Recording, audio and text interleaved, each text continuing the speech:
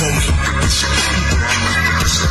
nga pala si Rogan, isang batang militar. Kasama ang mga tropa, lakad kung saan-saan. Dahil sa mapagpag alam na nila kung taga-saan. Pag minabubog na humi, agad re-respakan. Yeah, ang dami nangyayari dito sa aming lugar. Mga silot na lagi na lang nagbabalikan. Pag may nahuli ay agad itong tataniman. Mga inosenteng tao ay dapat pinapakawalan. Yeah, taga-militar na nga. Pag sinabing militar, alam mo sa nagsimula. Pag nahuli ka dito, di ka na makakawala. Pag ikay napagtripan, wala ka nang magagawa. Kaya kung gawin mo lang, bigay respeto sa madla.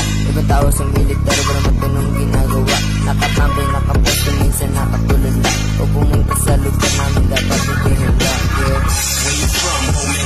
Where's your flag, homie?